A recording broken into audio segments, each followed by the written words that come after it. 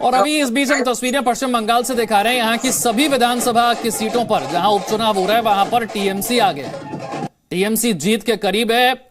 वैसे ही पश्चिम बंगाल में टीएमसी ने लगातार तीसरी बार सरकार बनाई है। 200 से ज्यादा सीटें उस वक्त भी जीती थी और अब जो उपचुनाव हो रहे हैं वहां पर भी सभी सीटों पर टीएमसी आ गए और टीएमसी के कार्यकर्ता जो हैं वो जश्न मनाते ढोल नगाड़ों के साथ नजर आ रहे हैं। टीएमसी जश्न मनाती हुई पश्चिम बंगाल में सभी विधानसभा सीटों पर टीएमसी के प्रत्याशी आगे, चारों सीटों पर टीएमसी आगे। रोय तपन भारती इस वक्त मेरे साथ जुड़ गए हैं।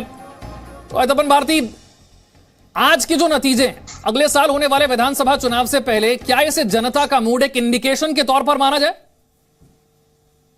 देखिए, उपचुनाव हर बार वो नतीजा नहीं देता है जो आम चुनाव के नतीजों से मैच करे। फिर भी हर एक दल की धड़कनें बढ़ी हुई रहती हैं कि वो अच्छा परफॉर्मेंस करें। यही कारण है कि 13 राज्यों में जो चुनाव हो रहा है, क्षेत्रीय दलों और राष्ट्रीय दलों ने अपनी ताकत झोंक रखी है कि अगले साल जो 4-5 राज्यों में जो विधानसभा चुनाव होने हैं वो रिहर्सल करना चाहते हैं।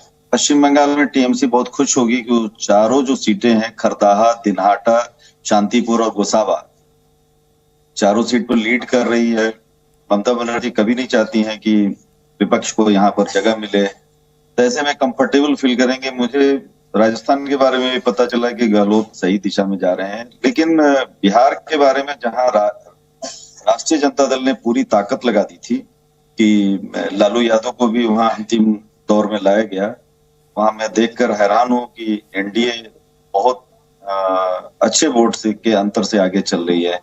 ये दोनों सीटें प्रतिष्ठा का विषय बन गया था आरजेडी और एनडीए के लिए, खास करके नीतीश सरकार के लिए। तो बिहार का ये मुकाबला बहुत जबरदस्त मेरी नजर में है। हरियाणा में आईएनएलडी की सीट थी, वो उसको जगह मिलनी थी और अभी लीड कर रही है।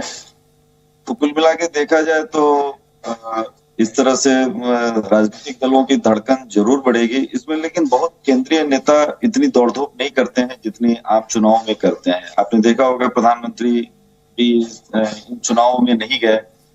मैं समझता हूं कि जिन राज्यों में जहां की सरकार है, जैसे असम में सरकार है, तो असम के बारे में जो रिजल्ट धीरे धीरे आएगा, 12-12:30 बजे विशाल जी तस्वीर स्पष्ट होगी।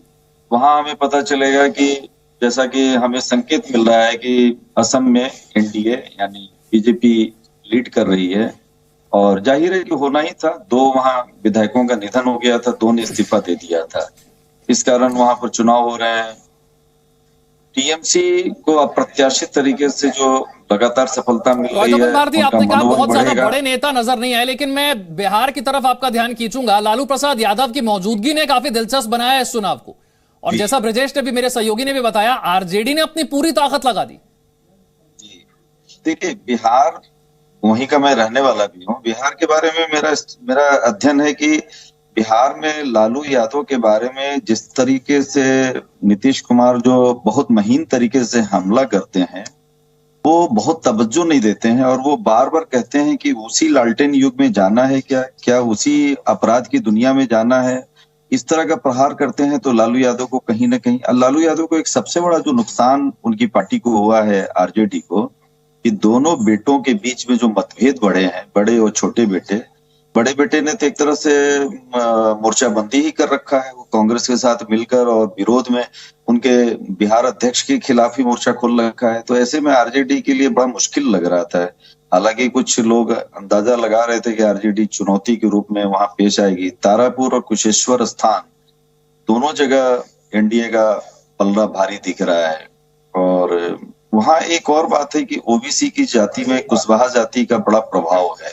तो जेडीयू ने कुशवाहा जाति के राजीव कुमार सिंह को अपना उम्मीदवार बनाया और जाहिर है कि ये डिसीजन मुझे लगता है कि नीतीश के पक्ष में जा रहा है।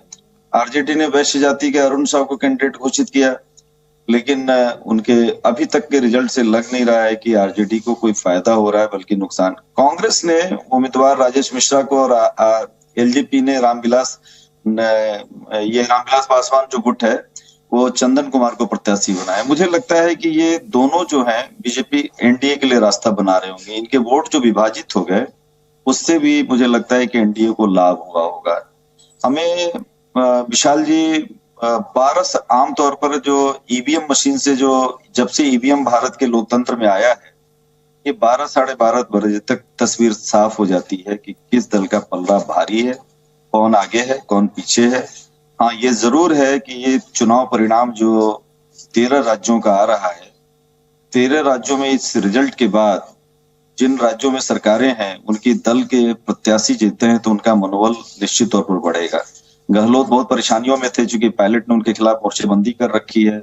यदि वो सीटें निकाल लेते हैं तो पायलट की स्थिति मजबूत होगी। नीतीश कुमार भी मुझे लगता है कि बहुत मजबूत रूप में उभर रहे हैं। असम में भी भारती जी, जैसे बिहार को दिलचस्प बनाने के लिए लालू यादव आए, वैसे ही मध्य प्रदेश के उपचुनाव को दिलचस्प शिवराज सिंह चौहान ने बना दिया।